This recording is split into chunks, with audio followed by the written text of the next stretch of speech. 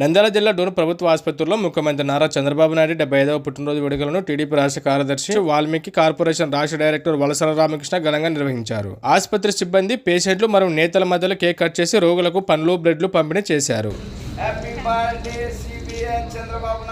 ఈరోజు మన ప్రియతమ నాయకులు, ఈ రాష్ట్ర ముఖ్యమంత్రి, ప్రజానాయకుడు, ప్రజల కోసమే ఆయన జీవితాన్ని అంకితం చేసిన మహానాయకుడు, ఆంధ్ర రాష్ట్ర ముఖ్యమంత్రి నారా చంద్రబాబు నాయుడు గారి 75వ జన్మదినం సందర్భంగా ఇక్కడ డోన్ పట్టణంలో మా ఎమ్మెల్యే గారు సూర్యప్రకాష్ రెడ్డి గారి ఆదేశాల మేరకు తెలుగుదేశం పార్టీ ఆధ్వర్యంలో ఈ డోన్లో ఉన్న ప్రభుత్వ ఆసుపత్రిలో రోగులకు పండ్లు, బ్రెడ్లు పంపిణీ చేసే కార్యక్రమాన్ని చేయడం జరిగింది.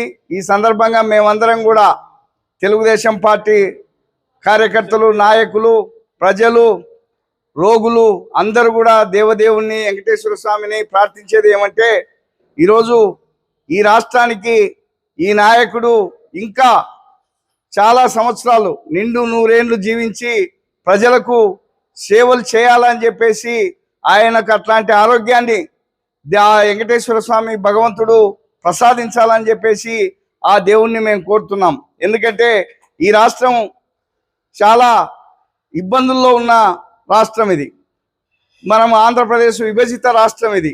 విభజించబడిన తర్వాత దీనికి ఒక రాజధాని లేదు, దీనికి ఎట్లాంటి అభివృద్ధి కార్యక్రమాలు లేవు. గత 5 సంవత్సరాల్లో ఈ రాష్ట్రాన్ని పరిపాలించిన పాలకులు ఈ రాష్ట్రాన్ని దోపిడీ చేసుకొని ఈ రాష్ట్రంలో ఉన్న సహజ వనరులన్నింటినీ లూటి చేసి రాష్ట్రాన్ని పీల్చి పిప్పి చేసి చేసిన విషయాన్ని మనం చూసినాం.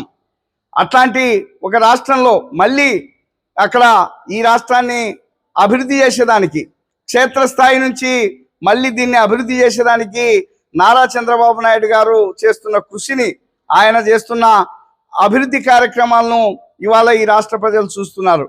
కేంద్ర ప్రభుత్వం నుంచి అనేక నిధులు తీసుకొచ్చి ఈ రాష్ట్రానికి మళ్ళీ ఒక రాజధానిని నిర్మించాలని చెప్పేసి అమరావతి రాజధాని పనులను శరవేగంగా చేస్తున్న విషయాలను మనం చూస్తున్నాం.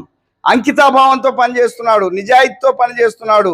ఇన్ని సంవత్సరాలు సుదీర్ఘ కాలం 75 సంవత్సరాల వయసులో ఆయన ఈరోజు ఈ రాష్ట్రానికి 4 తూర్లు, ఉమ్మడి ఆంధ్రప్రదేశ్కు, విభజిత ఆంధ్రప్రదేశ్కు 4 తూర్లు ముఖ్యమంత్రిగా ఉండి అనేక సేవలు చేసి ఈ రాష్ట్రాన్ని, తెలుగు జాతిని అభివృద్ధి పదంలో నడిపించడానికి చేసిన ఒక మహానాయకుడు ఎవరంటే చంద్రబాబు నాయుడు గారు.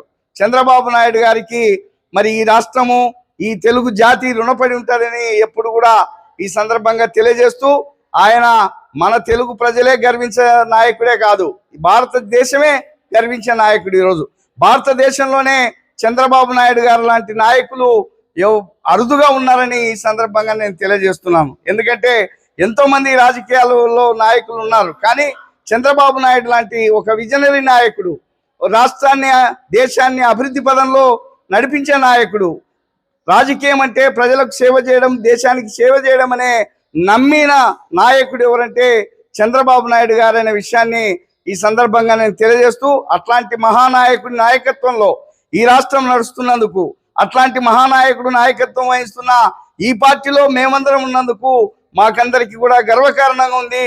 మరొక తూరి ఆ దేవుణ్ణి, మా నాయకునికి నిండు నూరేళ్లు ఆయురారోగ్యాలను ప్రసాదించి ఈ తెలుగు జాతిని అభివృద్ధి పదంలో నడిపించడానికి, భారతదేశంలోనే ఈ జాతిని, ఈ రాష్ట్రాన్ని అగ్రగామిగా నిలిపేదానికి ఆయన నాయకత్వానికి దేవుని ఆశీస్సులు ఎల్లవేళలా ఉండాలని ఈ సందర్భంగా ప్రార్థిస్తూ సెలవు తీసుకుంటున్నాం.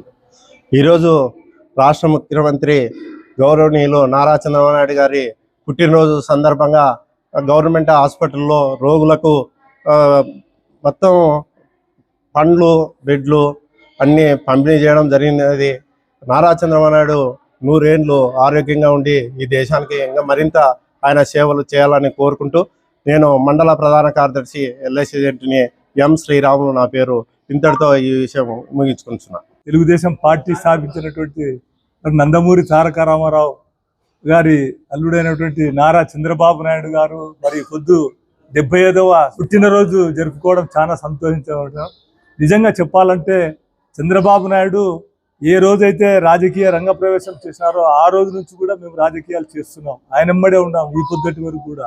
మరి ఆయన సంస్కరణలు ఎటువంటివి అంటే నిజంగా చెప్పాలంటే ఈ యొక్క భారతదేశమే కాదు, ప్రపంచంలో 164 దేశాల్లో కూడా ఆయన ఈ పొద్దు హైదరాబాద్లో హైటెక్ సిటీ పెడితే ఎంతోమంది ఎన్నో రకాలుగా హైటెక్ సిటీ అంట, ఇన్ఫర్మేషన్ టెక్నాలజీ అంట,